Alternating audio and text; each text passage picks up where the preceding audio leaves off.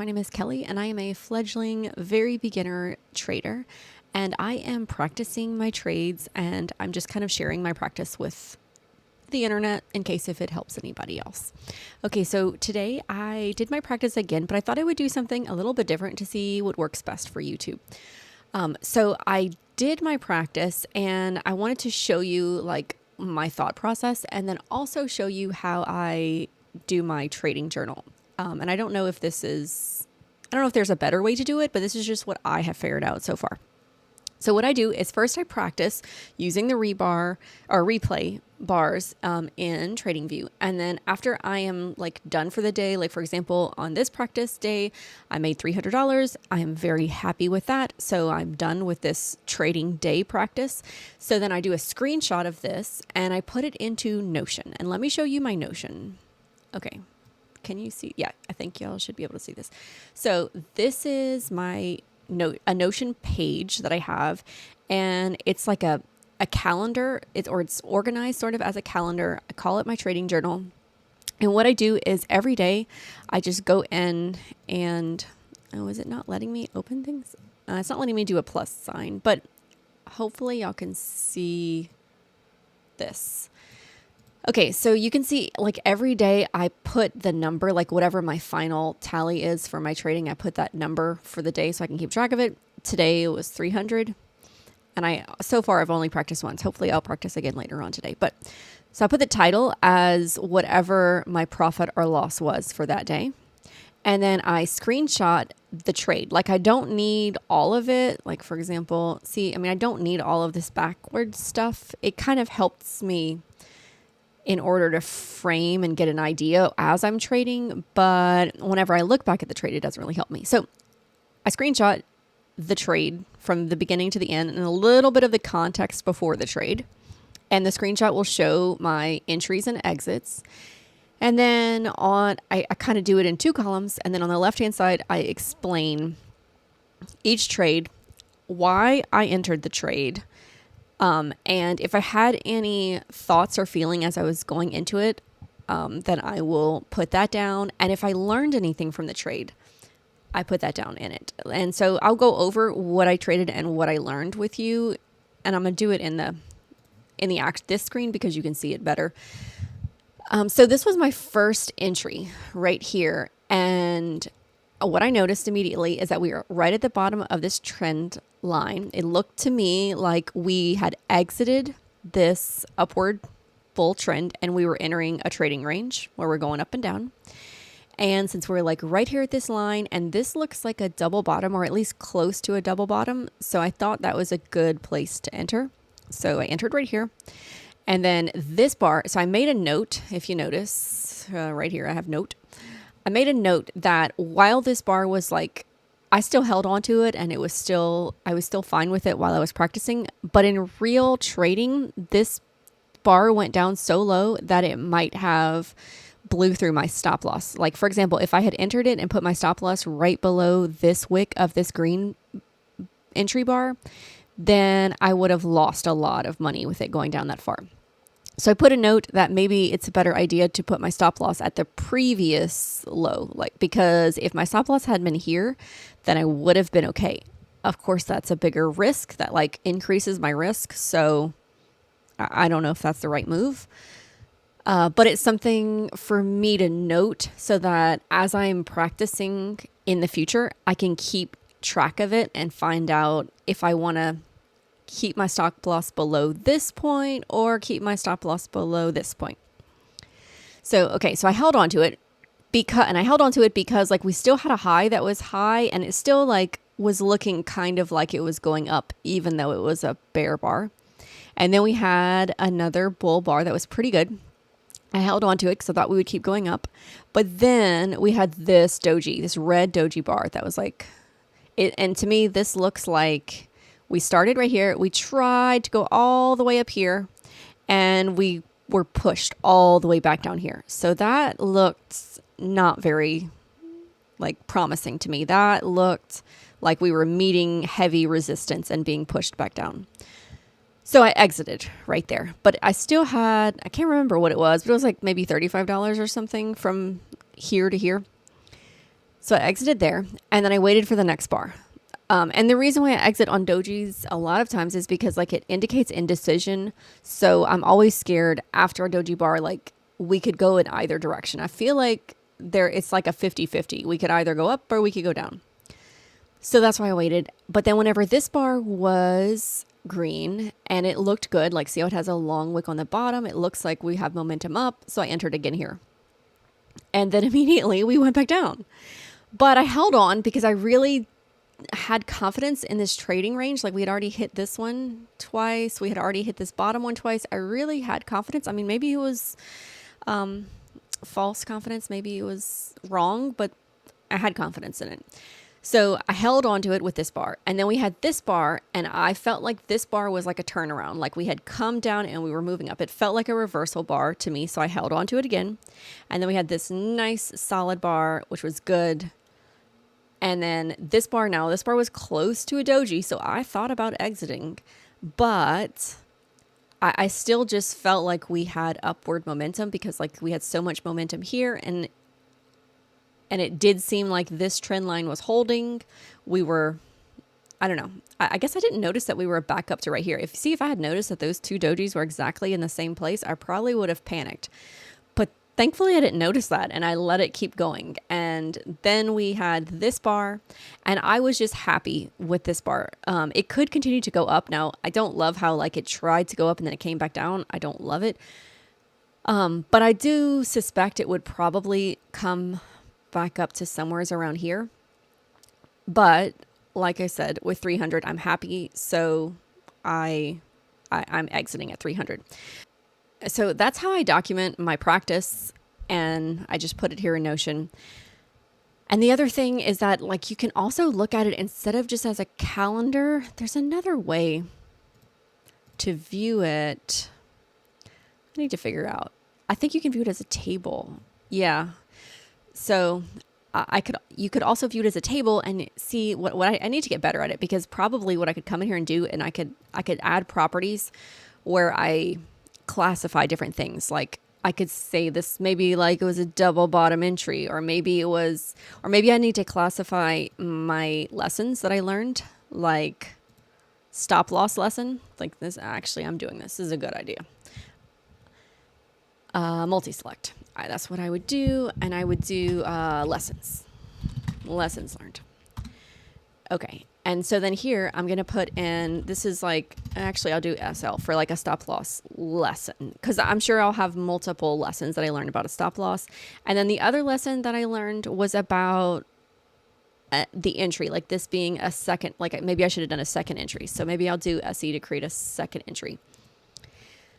The other thing that I could do is I could add a property, maybe I'll do a multi-select again. And then I'll do like maybe structure of the trading structure.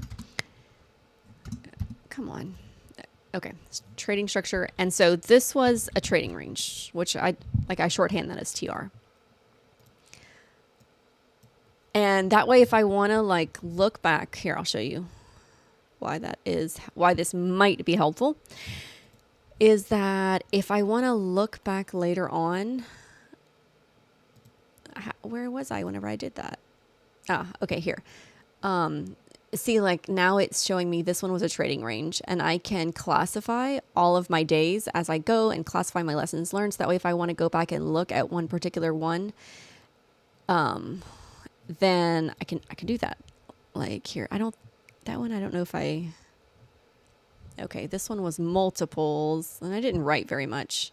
Oh, but look, here we go. Might have benefited from a second entry. So I'm going to do lesson learn, second entry.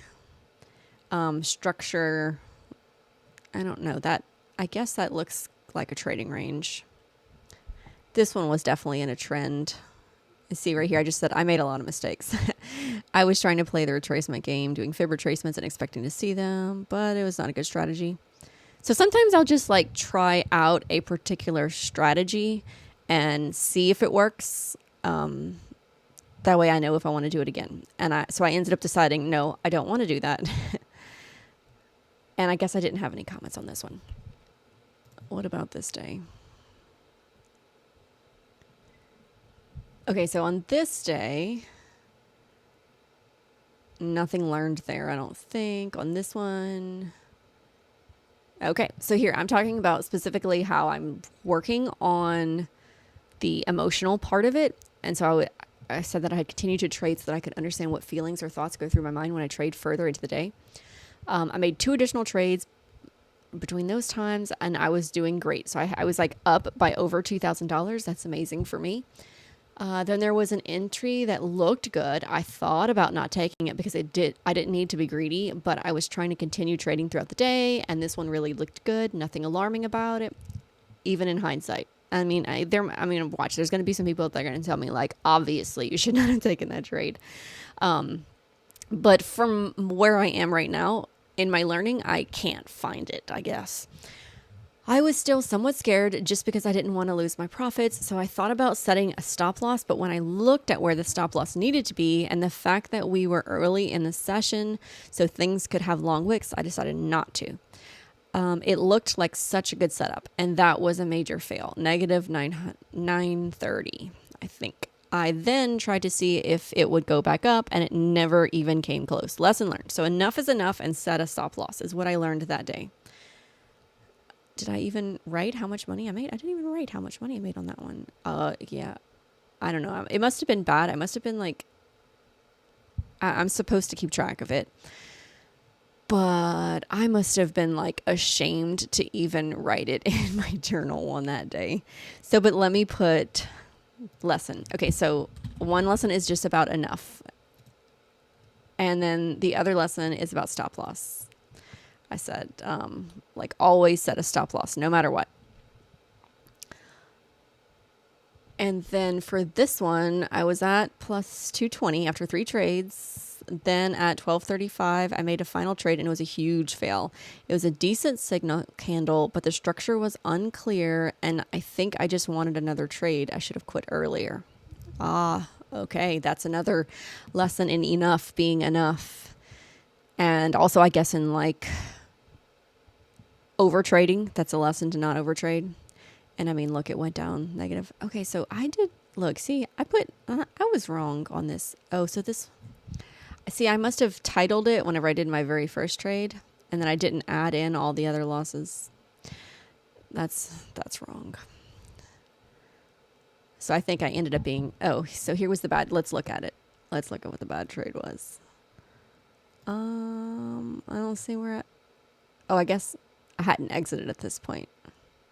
Okay, so see, we were in this trend down. We were going down. We had like good selling pressure. We came back up to the top of the trend. We had good selling pressure. We went down.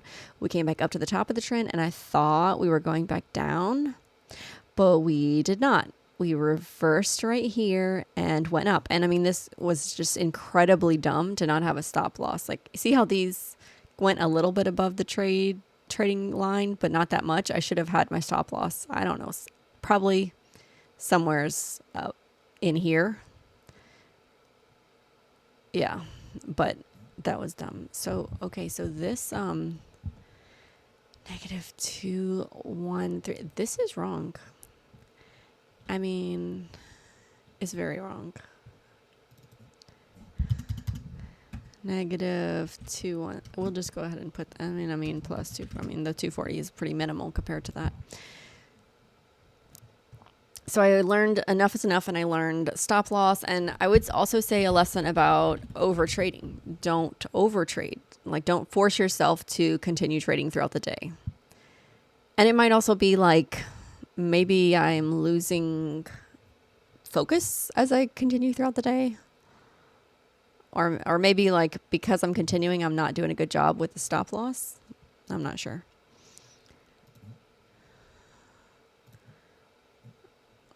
What else? Oh, that's the first time that I did my video. So it was just like recording. I recorded that one, so I didn't put this was another like bad day. Let's look at a bad, oh, is this the same? No. Okay. Let's look at a bad day. So I had some smaller trades, but they were good. First one took a few minutes to come back up, and then it wasn't much of a gain, but I knew when to exit. The second one did similar to the first. The third one was perfect. The fourth one was okay. So the fifth, So I don't think I notated any lessons particularly learned from these. Okay, here, this one, I better have learned a lesson. It was a giant fail.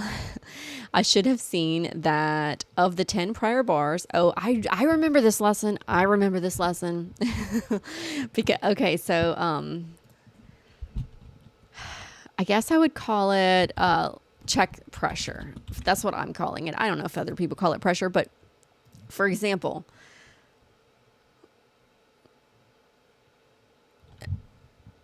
see, I entered. Okay, so I see exactly what I did. Let me see if I click on it, if it gets bigger, slightly. So I entered here thinking that we were going to go back up again. I guess I don't like looking at it now. I don't know what I don't know what was before here, but it doesn't look like we were in, maybe we were in a trading range, or maybe I thought we were in a trading range. But according to what I see, it looks very clearly like a downward trend, and this would not be a good buy. But my lesson that I had told myself was like, you see how it's 1, 2, 3, 4, 5 red bars, and then 1 green, and then 1, 2, 3, 4 red bars, and then 1 green. Like, pay attention to that, because the chances are when there's a whole bunch of red and then only 1 green and then a whole bunch of red and then it's probably going to be just 1 or 2 green. Like, it takes a little while for it to switch. It doesn't typically, I found it, doesn't typically go from full on red to full on green. There'll be like a slow, gradual change. Okay, so that was the first loss, but you can see I didn't hold on to it that long. I closed out on it, so that wasn't a horrible fail. But then something must have happened worse. Okay, trading ranges that will continue being trading ranges should have a near equal number. Yeah, yep, okay. So yeah, if it's a trading range and it's going to keep being a trading range, then we should be seeing like red and green bars like tick-tocking back and forth. They should be pretty even in order for the trading range to be stable. If you start seeing like more red bars or more green bars, then we're probably going to exit the trading range in that direction. Okay, so, and then I kept thinking that it would go back up. Oh, maybe, so that must have happened again. I guess that happened again. So there just wasn't enough. I should have paid attention, not just to the structure, but to the pressure. Yeah. But I don't know where the whole negative 4,000 came from. Like, oh, no. I see what I did. Oh man, that was giant. I mean, that was like, no wonder I said giant fail. That was like the stupidest thing I ever did, probably. So this wasn't me getting out of it, which is where I should have got out of it. Like, I totally should have closed right here. This was me doubling down. Oh, okay. So I waited until this to get out, and this probably was the stupidest move ever. I don't even know if my brain was functioning at this time. Okay, so that's what that is about.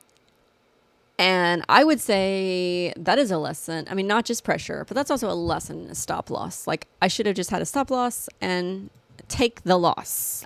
I think I'm scared to take the loss because I hate being wrong. So I want to wait for it to come back up again. And it's obviously better to take a $200 loss than to let it get down to 4,000. Okay, so here was a small win one. First trade near break even. Second trade, small but good trade. Third trade went down before it went up. Okay, so it didn't look like there was any lessons right here. Okay, I did lessons at the end. So draw trend lines.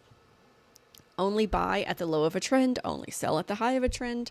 That's pretty basic. Should have already known that, but obviously I need to remind myself.